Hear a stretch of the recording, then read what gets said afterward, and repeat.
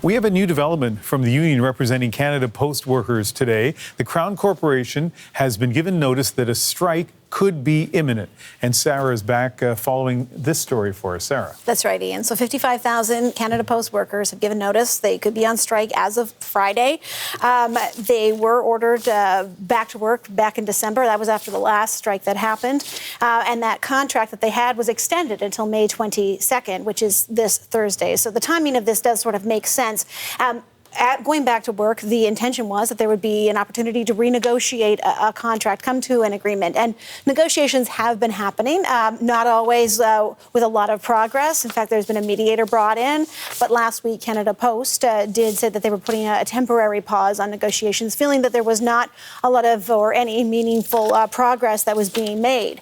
Now, also in the months that have passed since that last strike, there was an industry commission that was held. And that report tabled last week. And some of the highlights from that report was that they found that Canada Post effectively is insolvent and recommended a number of things, including extending service to weekends and doing away with individual door-to-door delivery. Now, CBC spoke with a vice president of Canada Post, John Hamilton, who said that he feels that big takeaway from that industry commission report is essentially this. Financial situation needs to be addressed, and we need to be making a number of changes, starting with negotiating agreements that reflect the realities of 2025 and don't try and hold on to the, the ways of 1975 and 1985. So that's the VP of Comms for Canada Post. We also have spoken to a union rep who says that they are willing to negotiate, saying that management at Canada Post is unwilling to accept their ideas. But in terms of that commission report tabled last week, they say that there are certain things that are just not up for them to negotiate, like individual door-to-door delivery. Take a listen to that. Things that need to be changed through legislation.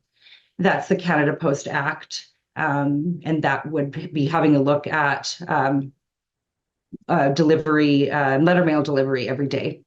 But that's not something that can be changed through our collective bargaining process.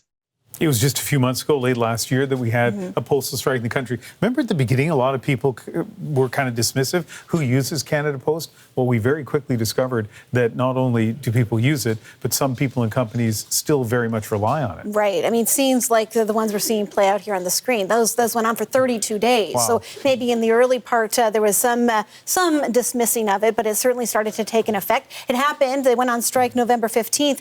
That was, of course, 2 weeks before Black Friday, a crucial time for retailers who were left scrambling as U.S. Postal Service stopped accepting certain packages that were destined for Canada, and many retailers trying to get those packages out for Christmas as that season was approaching, started to move to private couriers who then, places like UPS, Purolator became completely swamped with those requests. And I will note that in the advance of this strike notice here, we've already heard from individual business owners who are small business owners, seeing that this might happen, already made the switch to certain private couriers. There were holiday cards and gifts, of course, that were caught in and stuck in the delivery service, but then there were also passports and passport applications. There was a lot of confusion around that.